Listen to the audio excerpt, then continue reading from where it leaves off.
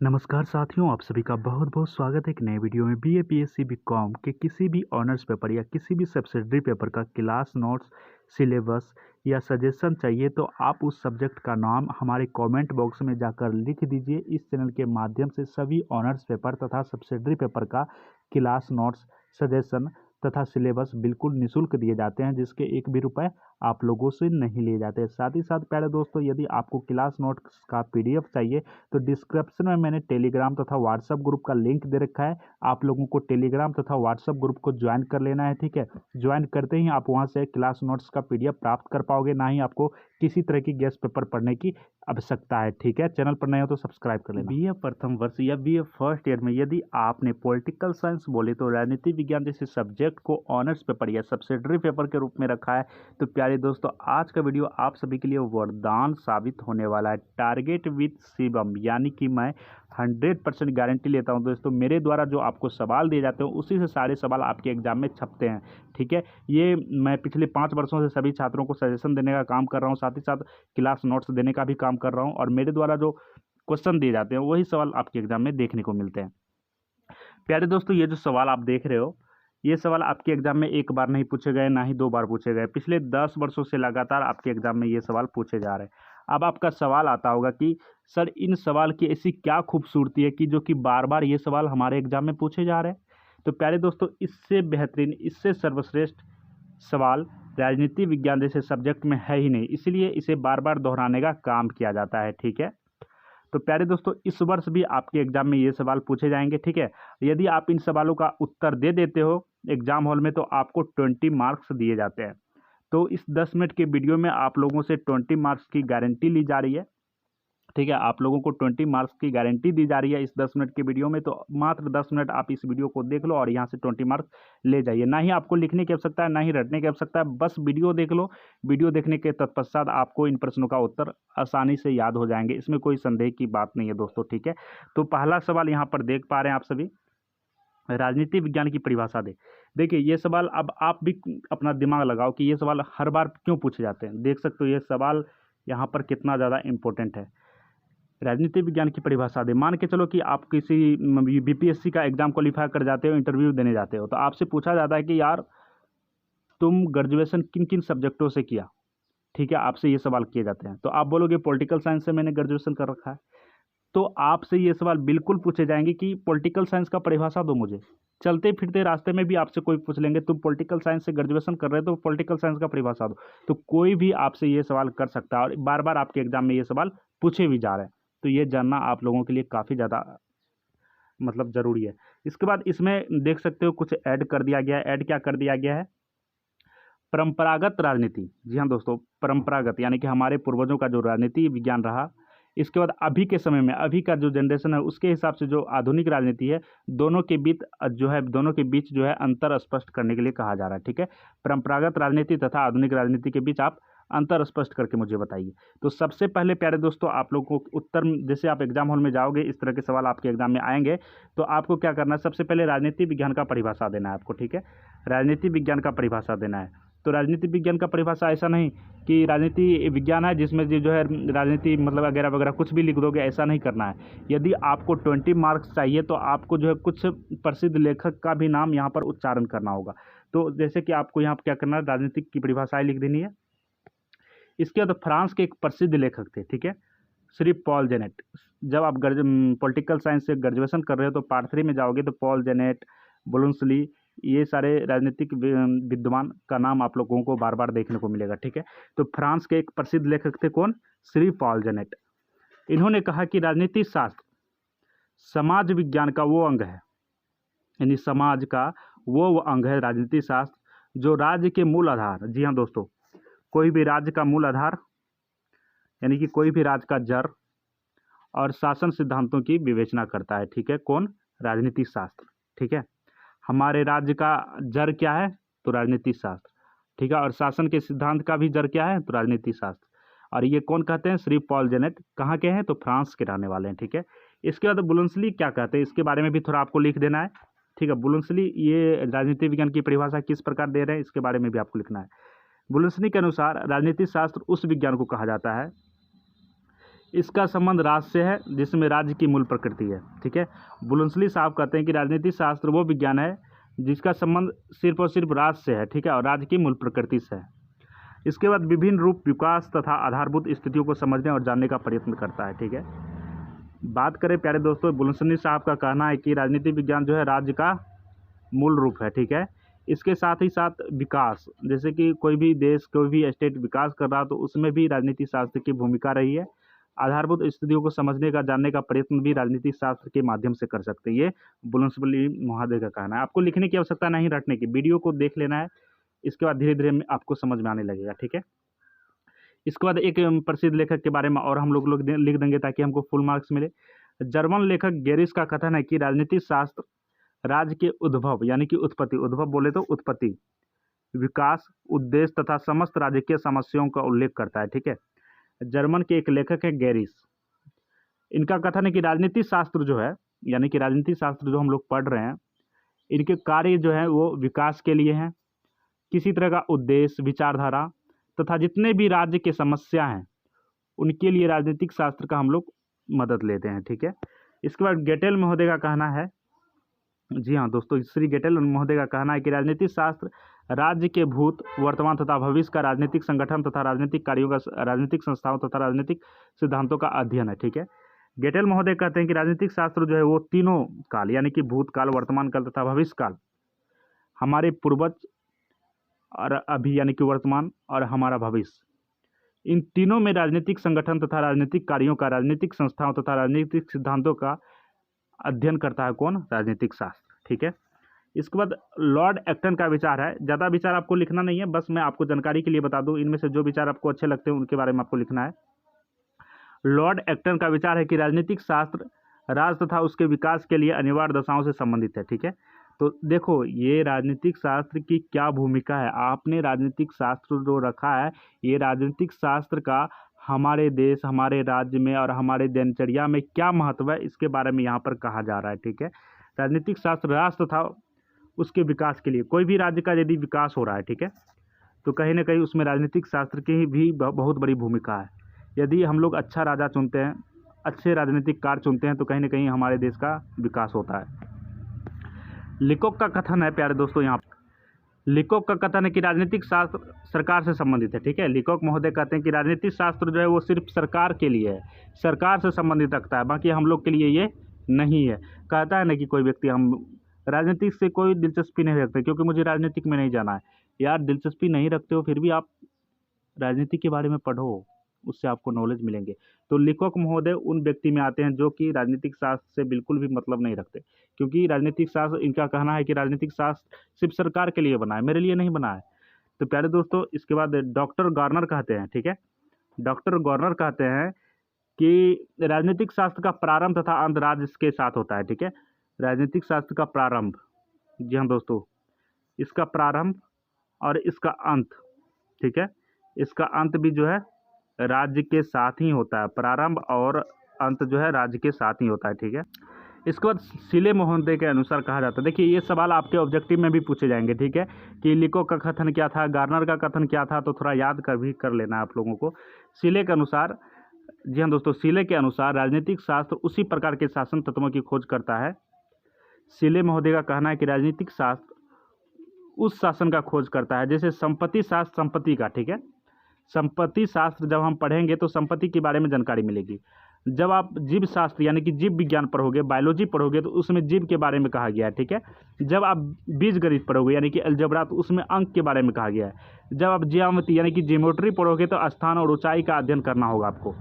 उसी प्रकार ऊपर लिखी हुई परिभाषाओं से ज्ञात होता है कि राजनीतिक शास्त्र, ऊपर लिखी गई परिभाषाओं से कुल मिलाकर ज्ञात यही होता है कि राजनीतिक शास्त्र के अध्ययन का मुख्य विषय सरकार और राज्य है। ठीक है, यद्यपि विभिन्न लेखकों ने इससे अलग अलग अपने शब्दों का प्रयोग किया, परंतु सबका तात्पर्य यही है।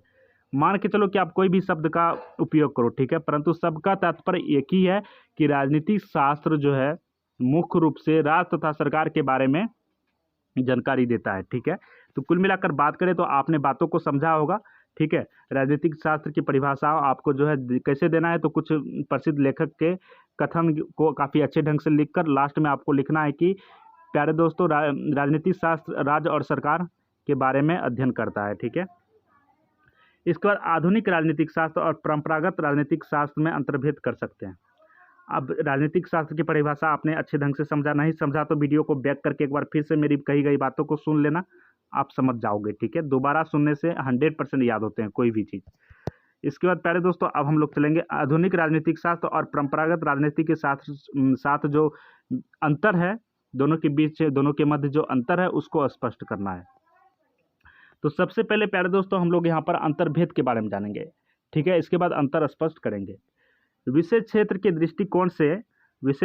दृष्टिकोण से अंतर अपने विशेष क्षेत्र की दृष्टि से आधुनिक राजनीति शास्त्र अपने परंपरागत राजनीति शास्त्र से मूलतः भिन्न एवं विस्तृत है। ठीक है प्यारे दोस्तों, जब हम यहाँ पर बात करें विशेष क्षेत्र के दृष्टिकोण से, ठीक है, विशेष क्षेत्र के दृष्टिकोण से, तो आधुनिक राजनीति शास्त्र तथा परंपरागत राजनीति शास्त्र दोनों मूलतः आपस में अलग हैं तथा विस्तृत भी हैं। ठीक है, परंपरागत दृष्टिकोण के अंतर्गत राजनीतिक शास्त्र में मूल्यों एवं लक्ष्यों को प्रमुख स्थान दिया जाता है। ठीक है, अब बात कर लेते हैं यहाँ पर परंपरागत दृष्टिकोण के हिसाब से हम लोग चल रहे हैं, राजनीतिक दृष्टिकोण के, आधुनिक राजनीतिक के हिसाब से नहीं चल रहे हैं।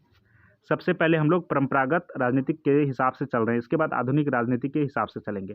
तो परंपरागत राजनीति यानी कि राजनीति शास्त्र कह रहा है कि परंपरागत दृष्टिकोण के अंतर्गत राजनीति शास्त्र में मूल्यों एवं लक्ष्यों का प्रमुख स्थान दिया गया है। ठीक है, परंपरागत राजनीतिक शास्त्र में मूल्य एवं लक्ष्य को जो है प्रमुख स्थान यानी कि सबसे सर्वोच्च स्थान दिया गया है। ठीक है, इसके अंतर्गत राज्य और सरकार की उत्पत्ति, विकास, संगठन तथा विभिन्न राजनीतिक दलों, राजनीतिक विचारधाराओं, विश्व की विभिन्न सरकार और संविधान, अंतर्राष्ट्रीय संबंध तथा लोक प्रशासन की कलाओं का अध्ययन किया जाता है। ठीक है, परंपरागत राजनीति में हम लोग जो है मूल्य तथा लक्ष्य को सबसे ऊंचा दर्जा दिए हुए हैं। साथ ही साथ परंपरागत राजनीति में हम लोग किसका अध्ययन करते हैं, तो विकास, संगठन, विभिन्न जितने भी राजनीतिक दल हैं, जैसे कि बीजेपी हो गया, कांग्रेस हो गया, ये सारे जितने भी राजनीतिक दल हैं, ये सब परंपरागत राजनीति शास्त्र के माध्यम से हम लोग अध्ययन कर पाते हैं। इसके बाद राजनीतिक विचारधारा, मान के चलो कि आपका विचारधारा है कि हम इस पार्टी को वोट करेंगे और आपके दोस्त का विचारधारा है कि हम उस पार्टी को वोट करेंगे, क्योंकि दोनों का विचारधारा दोनों पार्टी से मिल रहा है। ठीक है, इसके बाद विश्व में जितने भी सरकार हैं, जितने भी संविधान हैं, हमारे देश का संविधान, अमेरिकी देश का संविधान तथा अंतर्राष्ट्रीय संबंध तथा लोक प्रशासन की कलाओं का अध्ययन किया जाता है, किसमें, पारंपरिक राजनीतिक शास्त्र में। ओके, गार्नर ने भी कहा है कि राजनीति विज्ञान का राज्य के साथ आरंभ होता है और अंत भी होता है।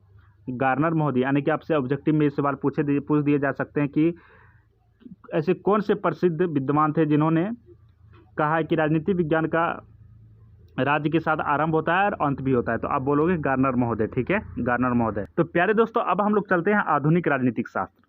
आप लोगों ने परंपरागत राजनीतिक शास्त्र को बारे में थोड़ा सा समझा। परंपरागत राजनीतिक शास्त्र सबसे सर्वोच्च यानी कि सबसे उच्च दर्जा किसे देता है, लक्ष्य और मूल्य को।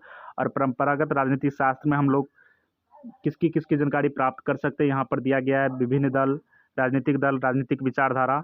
ठीक है, इसके बाद हम लोग आधुनिक राजनीतिक शास्त्र के बारे में जानते हैं। ठीक है, आधुनिक राजनीतिक शास्त्र राज्य की अनुपस्थिति में राजनीति का अध्ययन करता है। ठीक है, आधुनिक राजनीतिक शास्त्र जो है वो किसी भी राज्य की अनुपस्थिति यानी कि किसी भी राज्य की उपस्थिति नहीं भी हो फिर भी वो राजनीति का अध्ययन करता है। इसलिए दोनों के विषय क्षेत्र में आज काफ़ी अंतर देखने को मिला है। ठीक है, आज नई राजनीतिक शास्त्र के अंतर्गत इनका परिवर्तन हुआ है, इसने राजनीति से ही अपने को संबंध कर दिया है। इसके अंतर्गत राजनीति का कई गुना अधिक प्रभाव और प्रसार राज्य और उसकी संस्थाओं से बाहर रहता है। ठीक है, नवीन राजनीतिक शास्त्र यानी कि नई राजनीतिक शास्त्र के अनुसार राजनीति का नया निवास राज्य, विभिन्न समाज और संगठन में तथा राज्य के अलावा अन्य औपचारिक अनौपचारिक संगठनों में भी देखने को मिल रहा है। ठीक है, आपको राजनीतिक ऐसी चीज़ है जो कि हर जगह देखने को मिलेगी, आपके घर में भी देखने को मिल सकता है।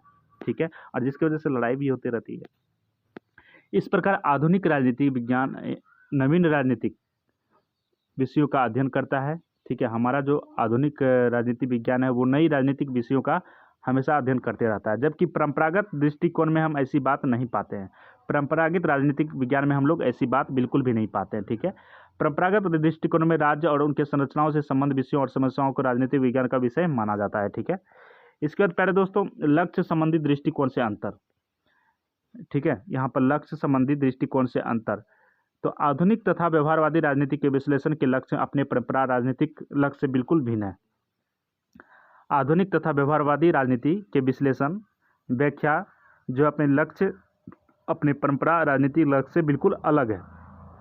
जहाँ पर परंपरागत राजनीति के उद्देश्य उत्तम जीवन की प्रगति व आधुनिक राजनीति शास्त्र का उद्देश्य राजनीतिक घटनाओं को यथार्थ के रूप में समझना होगा। अब प्यारे दोस्तों, हो सकता है कि आपको समझ में ना आ रहा हो तो वीडियो को दोबारा देखना, हम गारंटी लेते हैं कि 100% आपको समझ में आएगा। इस संबंध में आधुनिक राजनीतिक शास्त्री भविष्यवाणी भी करते हैं। जितने भी आधुनिक राजनीति शास्त्री रहे हैं वो भविष्यवाणी भी करते हैं, ठीक है। भविष्य के बारे में भी बताते हैं कि यथासंभव इसे नियंत्रित करने का प्रयास भी है। परंपरावादी राजनीतिक शास्त्री निराधार कल्पना द्वारा आदर्श राज्य का कल्पना करते हैं, ठीक है। आधुनिक राजनीति शास्त्री जितने भी वो भविष्यवाणी करते हैं, परंतु परंपरावादी राजनीति जितने भी हैं वो आदर्श राज्य का कल्पना ही करने में लगे रहते हैं। लेकिन आधुनिक राजनीति शास्त्री अपने परंपरावादी विचारक साथियों की तुलना निराधार कल्पना में विश्वास नहीं करते। अभी के समय के जितने भी राजनीति शास्त्री यानी कि आधुनिक राजनीति शास्त्री वो कल्पना पर विश्वास नहीं करते और परंपरावादी जितने भी राजनीति शास्त्री हैं वो कल्पना पर विश्वास करते हैं। बस यही एक छोटी सी अंतर है। प्रकृति के दृष्टिकोण से अंतर, ठीक है। हम लोगों ने लक्ष्य के दृष्टिकोण से अंतर समझने का काम किया, प्रकृति के दृष्टिकोण से अंतर समझने का काम करेंगे।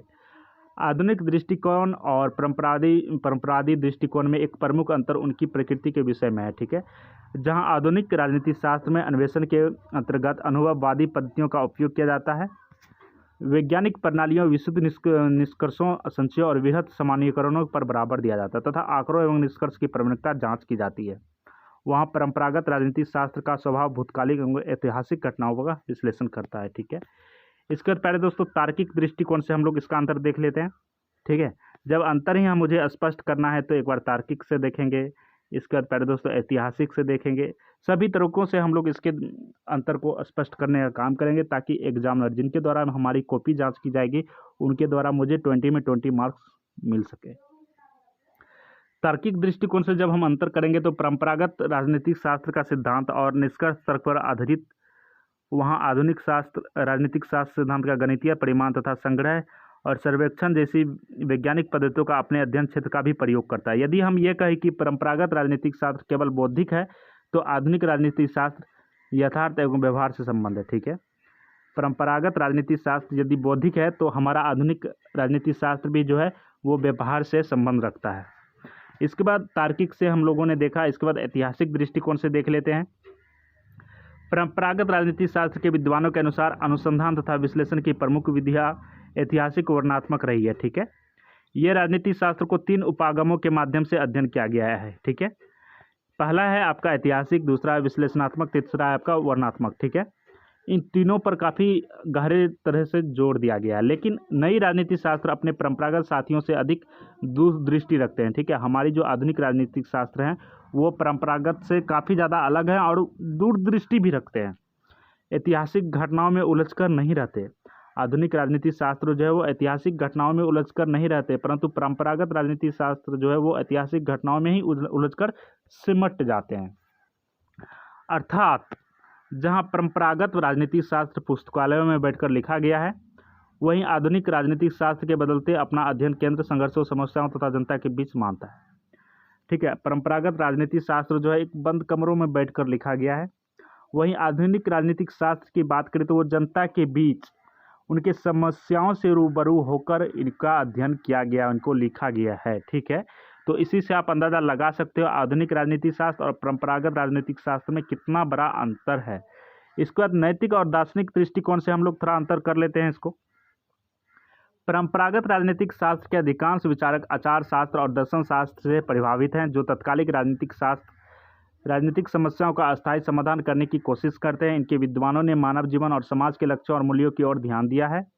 उदाहरण के लिए बात कर ले, यहाँ पर यूनानी जितने भी विचारक रहे हैं उनके नैतिक जीवन की प्राप्ति संबंधी विचार, मध्ययुगीन क्रिश्चियन संत विद्वान के ईश्वरीय राज स्थापित करने के विचार तथा हीगेल एवं ग्रीन जैसे आदर्शवादियों द्वारा प्रतिपादित विवेक के साक्षात्कार के विचार आदि को ध्यान में रखा जा सकता है। इन विद्वानों का विचार है कि व्यक्तिगत दृष्टिकोण चिंतन, कल्पना और आध्यात्मवाद से प्रभावित है, परंतु आधुनिक राजनीति शास्त्र अपने को दर्शन और आचार शास्त्र से प्रभावित नहीं मानता है।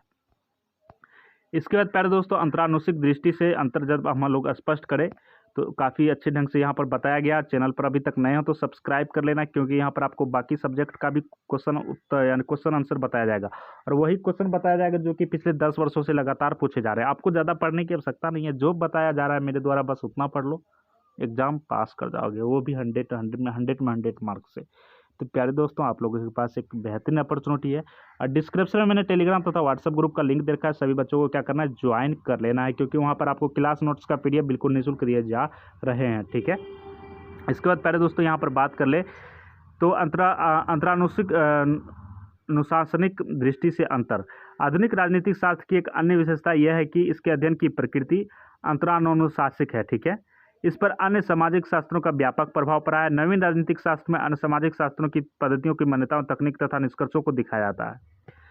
इस दृष्टि से नया राजनीतिक शास्त्र पर मनोविज्ञान, इतिहास, भूगोल, सूक्ष्म राजनीतिक शास्त्र, समाजीय भाषा शास्त्र इत्यादि विभिन्न शास्त्रों का प्रभाव काफ़ी ज़्यादा पड़ा है। ठीक है, लेकिन परंपरागत राजनीतिक शास्त्र के अंतरानुसिक उपागम नहीं अपनाता, जिसके आधार पर राज्य इसकी आलोचना की जाती है। ठीक है, आठवां प्यारे दोस्तों आपका आठवां पॉइंट है, पॉइंट बाय पॉइंट आपको लिखना है। राजनीति के स्वरूप में अंतर।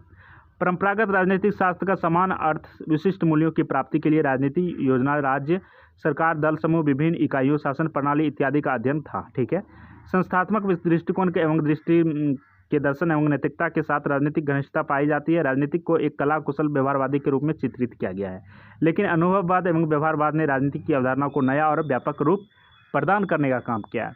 तो प्यारे दोस्तों उम्मीद है कि आपको समझ में आया होगा। यदि समझ में नहीं आया तो क्या करना है, वीडियो को बैक करके आप दोबारा इस वीडियो को देखने का काम करें। उम्मीद है कि गारंटी लेता हूं मैं 100% आपको याद होगा। ठीक है, और आपके एग्जाम में इसी से सवाल बनेंगे। ठीक है, और यदि आपको किसी भी सब्जेक्ट का सिलेबस चाहिए, क्लास नोट चाहिए तथा सजेशन चाहिए तो जल्दी से टेलीग्राम तथा व्हाट्सएप ग्रुप को ज्वाइन कीजिए, क्योंकि वहाँ पर आपको बिल्कुल सारे सब्जेक्ट के पीडीएफ फ्री में दिए जाते हैं। तो मिलते हैं नेक्स्ट वीडियो में। Thanks for watching. सब्सक्राइब नहीं किया तो कर लीजिए। बाय बाय, टेक केयर, जय हिंद दोस्तों।